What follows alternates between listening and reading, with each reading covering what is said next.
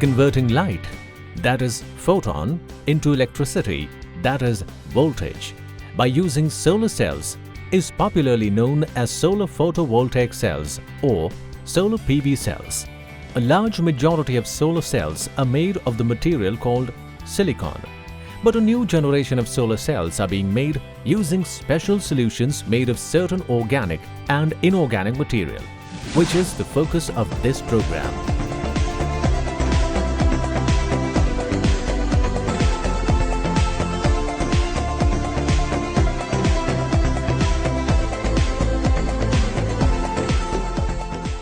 A large number of national laboratories, science managers and innovators over the last 3 decades have worked to open many a window to the sun. Well, India is very good in the photovoltaics fundamental research, and that's partly because over several decades really India has put a lot of effort into physics, material science, chemistry, all of which are very, very important for photovoltaics. Among countless novel approaches in research and development on solar photovoltaic cells, some milestones clearly stand out.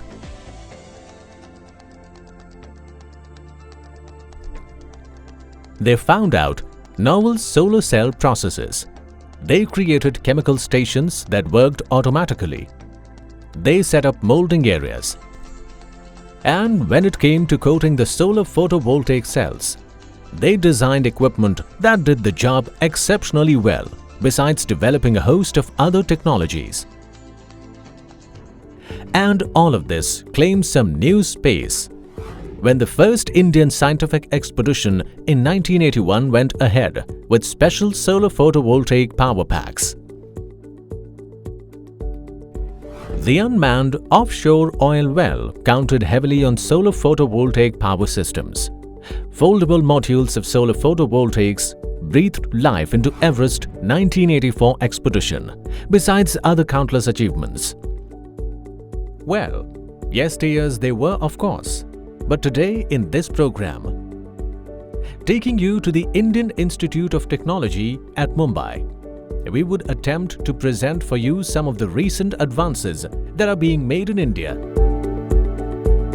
The most commonly used renewable energy source is solar energy.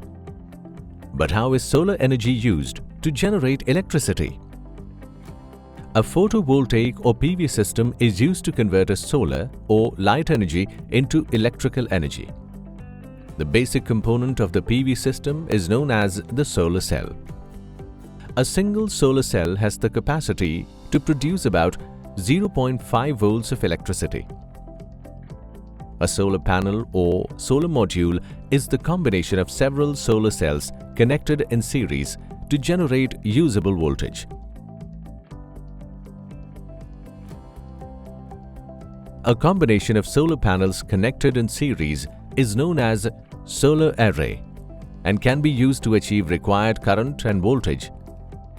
But how does the solar cell work? The generation of electricity on exposure to sunlight is known as photovoltaic effect. The photoelectric effect was first noted by a French physicist, Edmond Becquerel, in 1839, who found that certain materials would produce small amounts of electric current when exposed to light. In 1905, Albert Einstein described the nature of light and the photoelectric effect on which photovoltaic technology is based, for which he later won a Nobel Prize in physics. The solar cells are made up of semiconductors, mainly silicon. These comprises 3 layers. The top layer, called the N-type layer, is comparatively thin and contains high concentration of electrons. The bottom layer, called the P-type layer, contains high concentration of holes. The junction is called NP-N junction.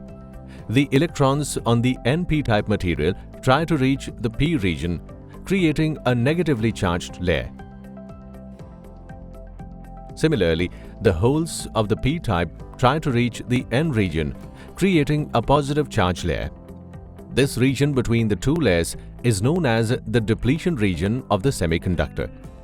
Light penetrates the top thin layer to reach the depletion layer, Due to the deficiency of charge in the depletion region, it contains neutral atoms. The neutral atoms are broken when the photons from the sunlight strike the depletion layer. This knocks the electrons from the neutral atoms, leaving behind the holes and leaving behind the free charge carriers. Then the electrons move towards the N-type layer and the hole towards the P-type layer. Thus, an electric field is produced in the depletion region. On connecting a circuit, the electrons flow through the circuit, generating electricity. To achieve Atmanirbhar Bharat goals through renewable source of energy, India is gearing up to cut carbon footprint by 30 to 35% by transforming parts of the energy sector into clean and green energy powerhouse.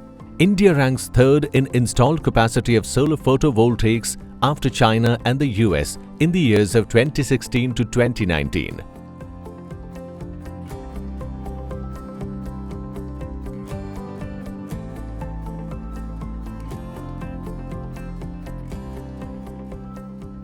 This is where the story unfolds. Some of the newer materials and novel ways of making solar photovoltaic cells at this Department of Energy Science and Engineering, as well as the National Centre for Photovoltaic Research and Education Lab at IIT Bombay, are pointers enough of what is new in solar photovoltaic research today.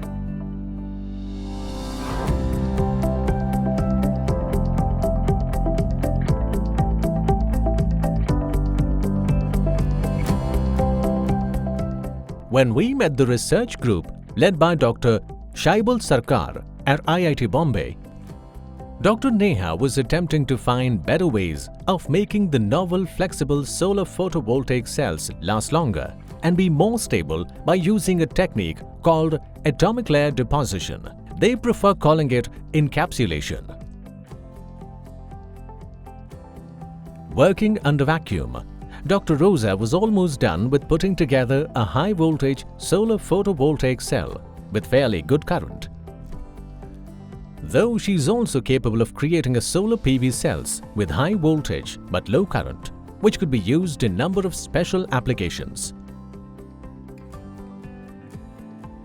And here, Anand Selvan was glad for getting very close to figuring out a way which just might allow us in future to manufacture solar photovoltaic cells out of special solutions and not by using the conventional silicon.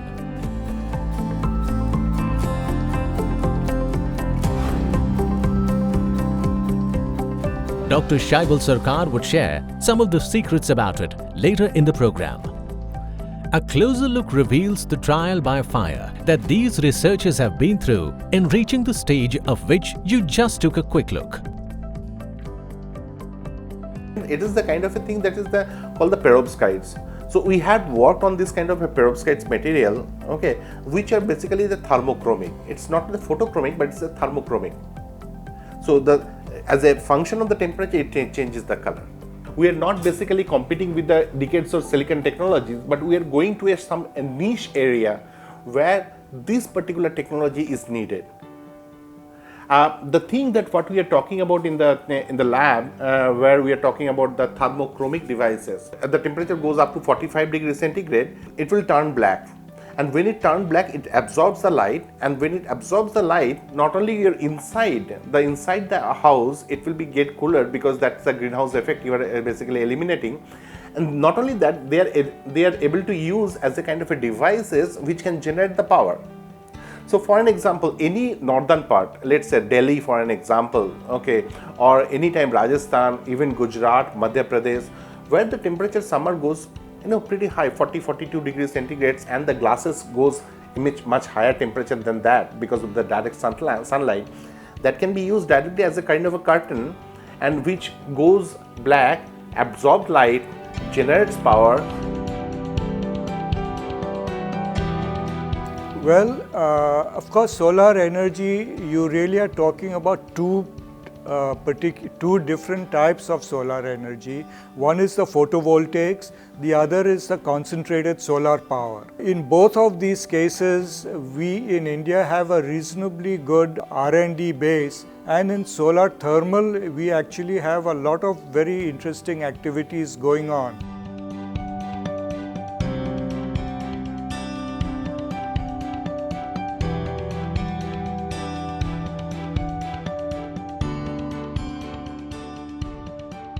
The International Energy Agency indicates that global solar trends have turned positive. Photovoltaics, that is PV, are now expected to lead capacity expansion in the global power mix in all its 5-year forecasts. And the agency estimates that if climate change goals as set by the Paris Summit are to be met, solar PV capacity has to become the world's largest installed capacity by 2040, accounting for almost 25% of the total energy consumed. The next-gen manufacturing process which we would like to look at is broadly the roll-to-roll manufacturing. So a roll-to-roll process is, something like what is done in printing of newspapers. They have a large roll of paper on one side, it goes through the printing press and gets collected on the other side. Now similarly that in between, instead of printing the regular print, you would actually print the photovoltaic materials which would result in a solar cell at the end. We would like to make a technology which is reliable, stable and recyclable as well as cheap.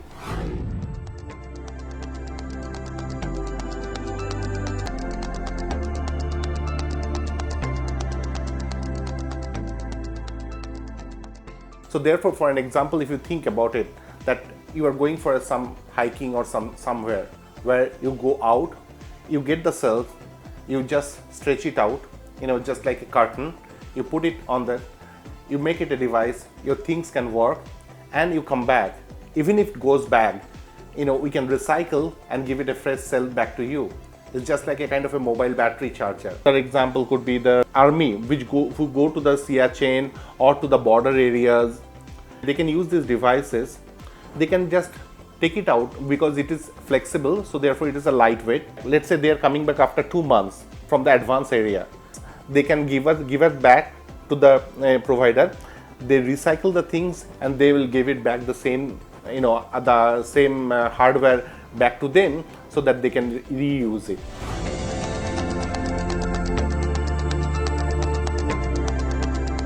"5,000 hours may seem like a long order, but nothing stops this research team from trying." And that was what Dr. Neha was doing while working on encapsulation using atomic layer deposition, which allows solar cells to be created below 100 degrees and without the use of multiple vapor deposition technique using expensive machines as in the making of conventional silicon solar cells. Today, it is possible to make solar cells from only exclusive solutions. It's like painting a solar cell. And because you can witness the cells here being deposited atom by atom, it makes the cells sit more firmly and therefore become more stable to last longer. Solution processable solar cells would mean that exclusive solution would be the raw material for manufacturing the new age flexible solar photovoltaic cells. Atomic layer deposition essentially means the deposition of the thin films of a variety of materials by a procedure called sequential chemical process, where the number of reaction cycle determines the thickness of the film. This is done to achieve accurate thickness and uniform surface of a material. It occurs in a specially designed atomic layer deposition, that is ALD reactor. The reaction starts with precursors entering the chamber, which react with the substrate, that is the base. A thin film is deposited with each reaction cycle. An example is the deposition of titanium dioxide on silicon substrate. Till date, atomic layer deposition is commonly used in academic laboratories and on a variety of commercial industries, starting from tissue engineering to solar cell manufacturing units. We developed a technology where everything can be made below 100 degrees centigrade. Therefore, we can use the polymer to make the efficiency of as high as of 21%. Well, it may not be as easy as it sounds. The substrate, that is the base on which the novel flexible solar photovoltaic cells are placed, are expensive to come by. And therefore, the group here at the Center of Energy Science and Engineering at IIT Bombay are finding out ways to surmount it. The substrate that what we are using, are very costly, and therefore if we can reuse the substrate again and again, after, therefore we can make the technology much more viable and much more cheaper.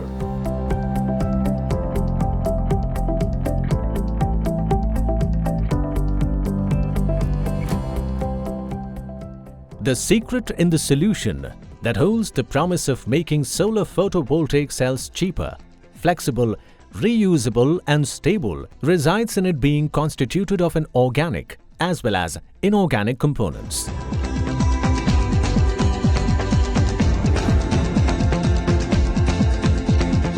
So the organic counterpart actually makes a lot of difference to the property of the material. That makes this material very low temperature processable. So we can make the solar cell which is below 100 degrees centigrade.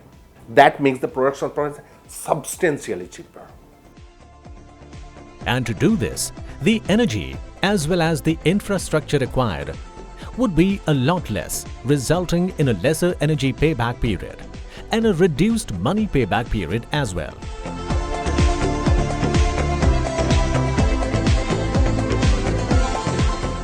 Though the excitement is new, Perovskite has been known to science since at least the 1830s, when it was first identified by a German mineralogist, Gustav Rose, while prospecting in the Ural Mountains, and named after Russian mineralogist Lev Perovsky.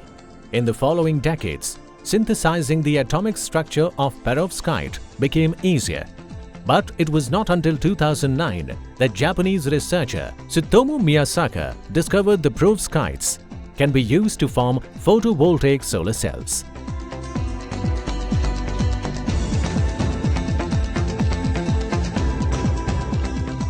And though all of this holds many a bright prospect, the ground truth of silicon loading over the technologies at the moment can hardly be escaped. Reliability is very important because the modules once installed have to be out in the field for 25 years. That's a very long time and it's a very demanding time. It's also demanding in many of the climatic zones in which the modules are deployed, like for example Rajasthan in India or Arizona in the US. Reliability indeed is very important because the modules once installed have to be out in the field for 20 years at least. And that may be why they are attempting to see how best it could be achieved out in the field. What we are doing is we are trying to calculate soiling loss of Mumbai, and we do this. We have installed solar modules of different technologies. So you can see bifacial modules, monofacial modules. They are multi-crystalline monofacial modules, and these two are monofacial modules, monocrystalline. So we clean one module of each module set has two modules. The cleaning is done at the evening time after the sun sets, so we don't disturb the data at all. The data of these, so we calculate power, voltage and current. We also calculate the solar radiation by the pyranometer which is there. We also calculate the ambient temperature. So we take some weather data to do some translation or some corrections in the data that we are getting. This data is stored in 1 minute interval of time. That data logger serves the data to the server directly and we can access it in our lab. These all modules are at a tilt. So the tilt is 19 degrees, which is the latitude of Mumbai. So ideally always the modules are at the latitude tilt of the place. And those two modules you'll see specifically are at 90 degrees. So they are vertically mounted.